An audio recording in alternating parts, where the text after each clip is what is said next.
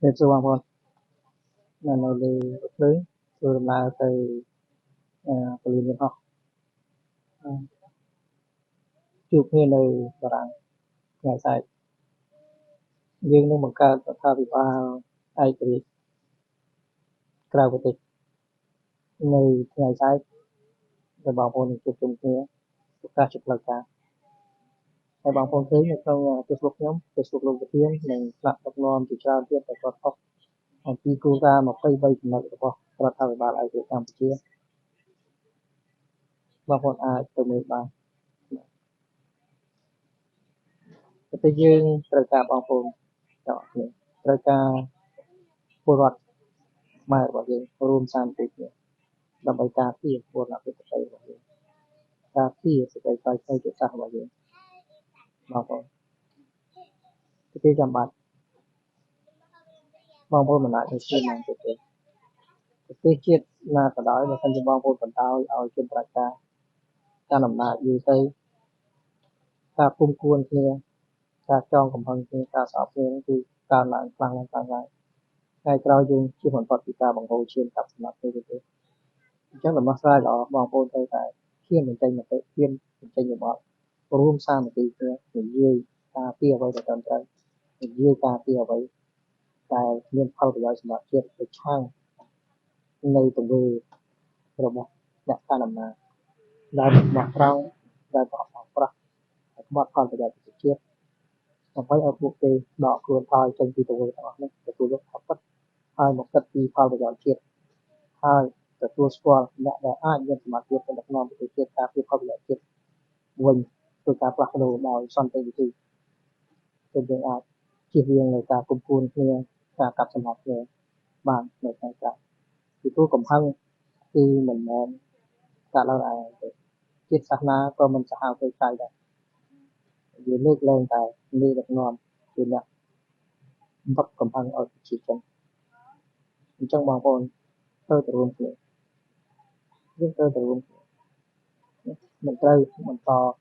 បណ្ដោយឲ្យពួកផ្ដាច់ការគឺដាច់ទៀតទេតែបងប្អូនឃើញសារមួយដែលសំខាន់ខ្លួនតែអស់ថ្ងៃនេះបាទគឺហ៊ុនសែនបាននិយាយច្បាស់តែកិច្ចព្រមព្រៀងទីក្រុងប៉ារីសគឺមានន័យថាងាប់បាត់ហើយដោយខ្លួនអះអាងថាខ្លួនបានដាក់បញ្ចូលទៅក្នុងអត្ថន័យនៃកិច្ចរដ្ឋធម្មនុញ្ញប្រទេសកម្ពុជាបងប្អូនគិតទៅរឿងការបង្កើតរដ្ឋធម្មនុញ្ញកម្ពុជាយើងក្នុង1990វារឿងឡើយការពិតវាផ្ដោតទៅលើយោងទៅលើស្មារតីនៃកិច្ចព្រមព្រៀងទីក្រុងប៉ារីសក៏ប៉ុន្តែកិច្ចព្រមព្រៀងទីក្រុងប៉ារីសមិនអាចឆ្លាប់បានទេហើយជំរាបសួរស៊ូសាបហាប់ទៅអរគុណច្រើនបងប្អូនអានឹងត្រូវជំនាញខ្ញុំដឹងថាត្រូវជួយយ៉ាងម៉េចខ្ញុំចង់ឲ្យប្រទេសយើងមានការគ្រប់គ្រងទាំងជាតិសាសន៍ខ្លួនឯងទាំងជនអន្តោប្រវេសន៍ខុសច្បាប់ស្របច្បាប់ដូចប្រទេសនេះដែរយើងរៀបចំប្រព័ន្ធ system មួយដូចគ្នានៅសហគមន៍អឺរ៉ុបខ្ញុំដឹងថាអាចទៅធ្វើយ៉ាងម៉េចដើម្បីគ្រប់គ្រងទាំងអស់អរគុណច្រើនប៉ុន្តែបងប្អូនយើងទៀតក៏មានសមត្ថភាពដែរអញ្ចឹងខ្ញុំចង់បញ្ជាក់ថាអ្វីដែលហ៊ុនសែននិយាយគឺអត់ត្រឹមត្រូវទេបើនិយាយថាស្មារតីហ្នឹងកិច្ចព្រមព្រៀងក្រុងប៉ារីសដាក់នៅចូលនៅក្នុងរដ្ឋធម្មនុញ្ញកម្ពុជាអញ្ចឹងរឿងអីដែលសន្ធិសញ្ញាកម្ពុជាយួនឆ្នាំ1982 1983និង1985នៅមានជីវិតហើយហ៊ុនសែនយកមកទោសហត្ថលេខាបន្តជីវិតបន្ថែមទៀតនៅឆ្នាំ2005ធ្វើមកស្របបន្តិចនៅមួយចំនួនទៀតនៅតាមព្រំដែនគឺភូមិចំនួនជាដើមហើយជំរាបសួរបងស្រីកុងណាបងទៅបារាំងទេទៅបារាំងជួបគ្នាបងខ្ញុំកំពុងធ្វើដំណើរទៅតាមប្រទេសលេងបងឡើងទៅវិមានអស់ខ្ញុំថាបងឡើងទៅនឹងជួបគ្នាបងវាមិនឆ្ងាយទេអូទីទៅហ្នឹងអញ្ចឹងបងប្អូនមើលបើសិនជាកិច្ចព្រមព្រៀងទីក្រុងប៉ារីសវាពិតជាស្ថិតណាបន្តជីវិតរបស់ខ្លួនមានអធិបុលរបស់ខ្លួននៅក្នុងរដ្ឋធម្មនុញ្ញកម្ពុជាឡើយទី1គឺថាសន្ធិសញ្ញាខុសច្បាប់ ដែលកម្ពុជាចុះជាមួយយួននៅក្នុងសម័យដែលយើងគ្រប់គ្រងកម្ពុជាគឺត្រូវតែងាប់បាត់ហើយតែយើងមិនអាចបាត់បោះក្រោយហើយនឹងទឹកដីតាមព្រំដែនជាមួយនឹងយួនទី1ទី2គឺគ្មានការដាក់គំនាបឲ្យទទួលយកពីគុំជនគាត់ច្បាប់នៅប្រទេសយើងទេគឺមិនអាចទេអាហ្នឹងគឺមិនអាចទេបងគង់បាទមានប្រទេសណាគ្រប់គ្រងជំរាបសួរបងអាហ្នឹងយើងទៅបង្កើតយើងមិនអាចទាន់ហ៊ានបញ្ជាក់អំចំហថារដ្ឋាភិបាលណាគឺគ្រប់គ្រងយើងនៅឡើយទេប៉ុន្តែយើងបង្កើតឲ្យសិនបាទយើងដឹងនៅពេលខាងមុខណាអញ្ចឹងចំណុចហ្នឹងដែលបងប្អូនគិតណាអញ្ចឹងចង់បញ្ជាក់ថាយើងបើសិនជានៅក្នុងស្មារតីហ្នឹងណាព្រមព្រៀងក្រុងប៉ារីសអាហ្នឹងអញ្ចឹងវាត្រូវអត់មានទេណានិគមជនយួនក៏ច្បាប់និគមជនចង់និយាយថាទាំងអស់គឺមិនអាចមានទេនៅក្នុងស្មារតីរដ្ឋធម្មនុញ្ញពីព្រោះពាក្យថាប្រទេសមួយមានអធិបតេយ្យទៀតហើយនឹងឯករាជ្យទៀតគឺដាច់ខាតមិនត្រូវមានបរទេសណាមកដាក់សម្ពាធឲ្យយកនិគមជនក៏ច្បាប់អានេះអត់បងប្អូនឃើញវាអត់មានប្រសិទ្ធភាពណាអញ្ចឹងហ្នឹងចំណុចទី2ចំណុចទី3បើសិនជាស្មារតីរដ្ឋធម្មនុញ្ញស្មារត្រូវបានអនុលោមទៅតាមកិច្ចព្រមព្រៀងទីក្រុងប៉ារីសអញ្ចឹងប្រទេសកម្ពុជាមិនអាចដើរថយក្រោយទៅរករបបផ្ដាច់ការបានទេវាគួរតែមានភាពប្រសើរជាងមុនទៅរកលទ្ធិប្រជាធិបតេយ្យបងប្អូនគិតថាតែឥឡូវបងប្អូនឃើញហ្នឹងជាក់ស្ដែងលទ្ធិប្រជាធិបតេយ្យនៅស្រុកយើងការគោរពសិទ្ធិមនុស្សណាស្លាប់ដើរថយក្រោយអញ្ចឹងយើងមិនអាចនិយាយថាប្រទេសយើងហ្នឹងគឺបានទទួលយកណាស្មារតីកិច្ចព្រមព្រៀងទីក្រុងប៉ារីសហ្នឹងដែលមាននៅក្នុងរដ្ឋធម្មនុញ្ញទេមានន័យថាហ៊ុនសែនវាកន្លះអានឹងចោលសម្លាប់កិច្ចព្រមព្រៀងហ្នឹងចោលហើយគឺតាមចិត្តសម្បត្តិច្បាប់រដ្ឋធម្មនុញ្ញក៏អត់គ្រប់តាមដែរអាហ្នឹងចំណុចទី3ចំណុចទី4បងប្អូនទៅមើលណាក្នុងសាររបស់ហ៊ុនសែនចំណុចដែលសំខាន់ហ៊ុនសែននិយាយថាបើសិនជាយើងយកកិច្ចព្រមព្រៀងក្រុងប៉ារីសមកអនុវត្តគឺរដ្ឋសហប្រទាននៃកិច្ចព្រមព្រៀងទីក្រុងប៉ារីសហ្នឹងគឺយើងព្រមទាំងរដ្ឋជាតិបារាំងហើយនឹងឥណ្ឌូនេស៊ី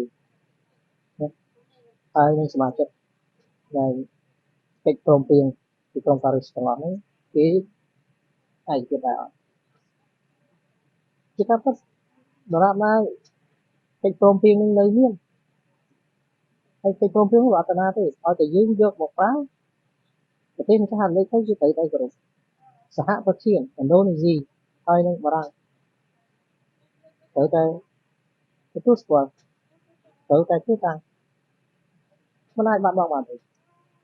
ហើយបារាំងហើយនឹងឥណ្ឌូនេស៊ីមានកាតព្វកិច្ចធំណាស់នៅក្នុងការការពារតម្លៃនិងស្មារតីនៃកិច្ចព្រមព្រៀងទីក្រុងប៉ារីសនេះ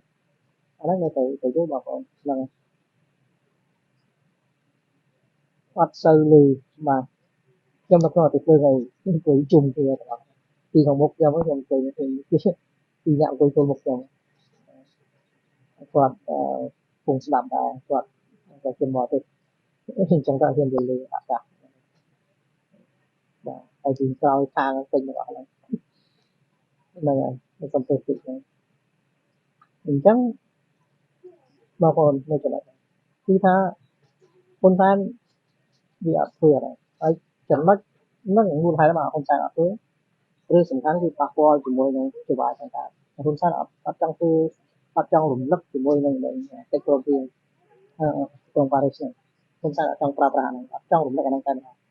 ថាណាធ្វើអាហ្នឹងវាទៅសើឬជាមួយនឹងអាការដែរទៅសើឬอะไรផែនទីហ្នឹងវិញពីព្រោះយើងដឹងហើយនៅខាងកើតពេលដែលយើងបោះប្រគល់ព្រំដែនខាងកើតហ៊ុនសែនអត់ប្រើផែនទីបោមទេណាដែលផែនទីរបស់បារាំងណាเป็นផែនទីបោនបារាំងຂະຫນາດ1លើ100,000ហ៊ុនសែនប្រើផែនទី UTM ដែលយួនគូសថ្មីຂະຫນາດ1លើ50,000ហើយផែនទី UTM ហ្នឹងគឺជាផែនទីរបស់អាមេរិកVietnamese War US and Vietnam War map នៅក្នុងហ្នឹងអញ្ចឹងអាផែនទីនេះផែនទីយោធាវាមិនដូចផែនទីដែលផ្ដោតទៅលើភូមិសាស្ត្ររដ្ឋបាលទេផែនទីយោធាស្អីអញ្ចឹងផែនទីយោធានៅក្នុងអាមេរិកវាដាក់ផែនទីពួកយើងកងទ័ពក្នុងដីខ្មែរទាំងឡានវាដាក់នៅទីដើមនោះដែរអញ្ចឹងយួនវាយកអាផែនទីនេះគឺជាមូលដ្ឋានរបស់ផែនទីថ្មីទៅតាមផែនទីយោធារបស់អាមេរិកនេះហើយបង្កើតថ្នាក់ថ្មីគឺ1លើ50,000យកមកប្រើដើម្បីវាស់វែងព្រំដែនរវាងកម្ពុជាថៃតែហ្នឹងដែលធ្វើឲ្យយើងបាត់បង់ទឹកដីណាហើយវាខុសខាងទម្រង់ផែនទីទៀតគឺយើងប្រើបោនរបស់បារាំងហើយជាមួយនឹងអាមេរិកយើងប្រើជាមួយនឹង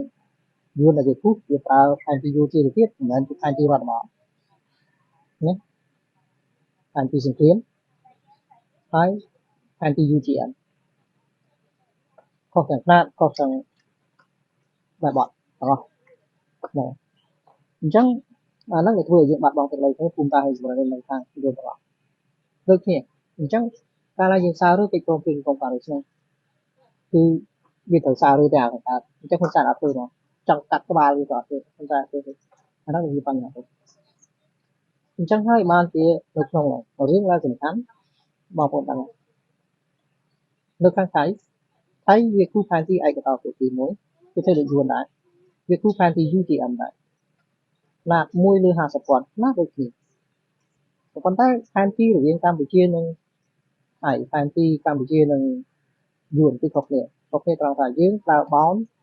ជាមួយនឹងយួនយើងប្រើបោនណាត់1លើ100,000ជាមួយនឹងថៃយើងប្រើណាត់1លើ200,000អាហ្នឹងខុសគ្នាត្រង់ហ្នឹងអញ្ចឹងនៅក្នុងហ្នឹងថៃវាគួរអានឹងជាឯកតោភាគីហើយវាយកមកប្រើអញ្ចឹងហើយបានវាទាមទារយើងប្រសាទតំបន់ធំតំបន់តូចតាប្រវៃភូមិជោគជ័យភូមិព្រៃច័ន្ទនិងច្រកអានសេះហើយនឹងតំបន់គុំទ្រាប់ឡាក់តំបន់មុំ3ច្រើន17រហូតដល់20ចំណុចជាងដែលវាត្រូវទាមទារថាជាទឹកដីមកហើយយើងឃើញមង្គលព្រំដែនថ្មីច្រើនដែលត្រូវបានបោះណាមិនដឹងថាគេបោះពីកាលឬយើងឃើញឥឡូវចាប់ផ្ដើមពួកខាងពលរដ្ឋថៃឬក៏ទាហានថៃចាប់ផ្ដើមផ្សាយឲ្យយើងឃើញអានេះរបស់បងប្អូនទៅគិតត្រង់ចំណុចដែលសំខាន់ហើយនៅក្នុងហ្នឹងហ៊ុនសែនបញ្ជាក់ដែលរឿងដែលសំខាន់ក្រៅពីហ្នឹងហើយហ៊ុនសែនថារឿងដែលពិបាកគឺកម្ពុជាថៃ